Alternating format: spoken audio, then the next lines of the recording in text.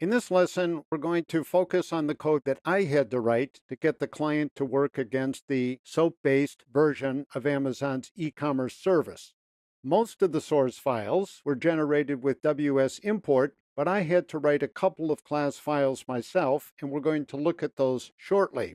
First, though, I'd like to do an overview to explain why these files were written. So the framework we're using is JAX WS, that's the official name, Java API for XML, Web Services, and Web Services in this context connotes SOAP-based web services. In this framework, there are two levels at which you can work, on either the service or the client side. So far, we've been at what might be called the application level. At this level, on the service side, you would define a service with the @web service annotation, and then define the methods that the service exposes. Each of those methods should have the @web method annotation. On the client side, what you would do is invoke the operations that are exposed by the service. The really good news on both sides at this level is that the SOAP is 100% hidden. We don't deal with it at all. Now consider this scenario. Suppose I'd like to write a client against a web service that requires me to send a digital certificate for authentication in the header of the outgoing SOAP envelope. In other words, my request has to be a SOAP envelope whose header contains my digital certificate.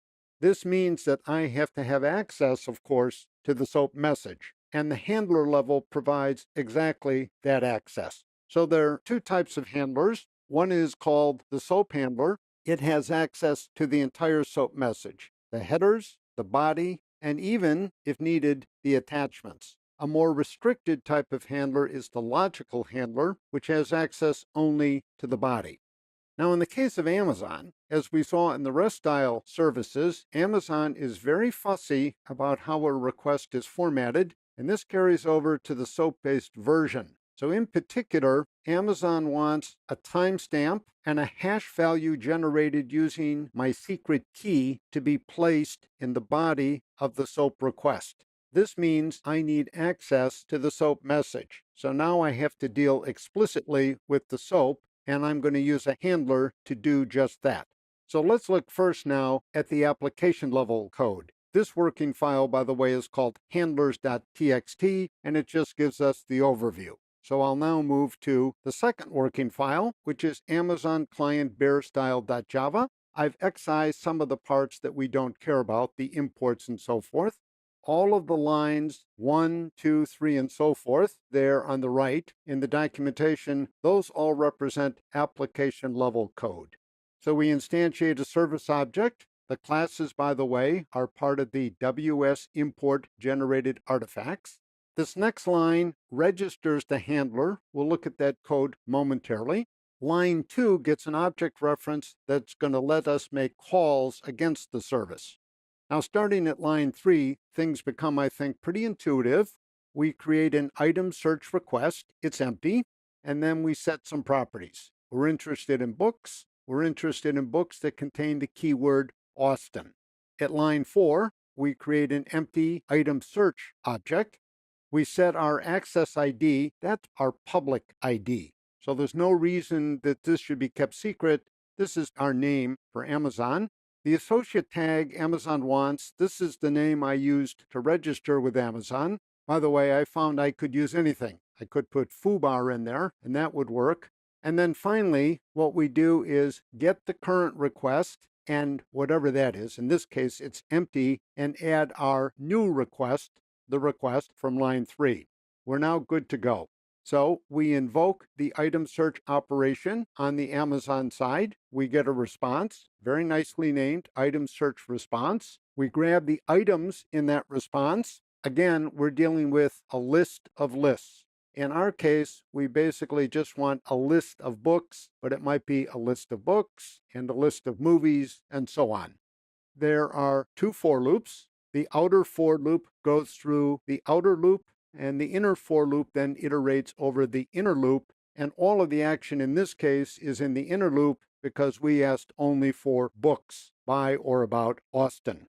Now, if you come down to line 10, this style of Java is very familiar to all of us because it's the property idiom. So you see item, that's the current item, one of the 10 books. Get item attributes, get title, and there's, of course, get publisher, get price, all of that sort of thing.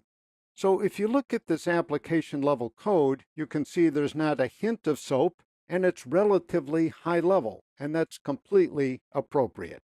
Now let's take a look at the handler code. So that's in a file called AWS handler resolver.java. That's also included in the working files. And we don't have to look at all of it. Some of it's pretty grimy, but I want at least to give you the sense of what's going on. So at line 1, this method called getHandlerChain. So I need to define that because that's the method in the handler resolver interface. What that does is it registers my handler with the SOAP runtime. So conceptually, what's going to happen is on the client side, the SOAP library will build a SOAP request envelope. It'll then pass that SOAP envelope to my handler, and then my handler can tinker with it before it goes out over the wire to Amazon. All of the action occurs here in a method called handleMessage, and the argument, the SOAP message context, allows me to get everything that is known about the outgoing SOAP message. The first thing I do, of course, is check which direction we're dealing with. Handlers are inherently bidirectional. So an outgoing message is caught by a handler, an incoming message is caught by a handler. I care only about the outgoing, that is, the request, not the response. My handler doesn't need to do anything in the response. My application level code will handle that. So if this is outbound, at line 3, I'm grabbing the SOAP message. At line 4, I'm creating the kind of timestamp that Amazon wants. The full source code is available in the jar if you want to look. And then here I'm creating what Amazon calls a signature. Technically, it's not. A signature is encrypted. What Amazon is calling a signature is really a hash value generated from my private key. So my private ID or key does not go over the wire. Instead, I create a hash value using that key. It's got to be done in a precise way, and I send that to Amazon, and Amazon verifies that. Amazon wants the signature to be first, and then the timestamp, so I put those things in that order. It's pretty clear that this handler code is much lower level than the application level code, and this is one of the things that I find most attractive about JAX WS. If you don't need to get at the SOAP level, you can stay at the application level where we were before, and it's very nice. If you need to get at the SOAP level, you have the ability to do that as well.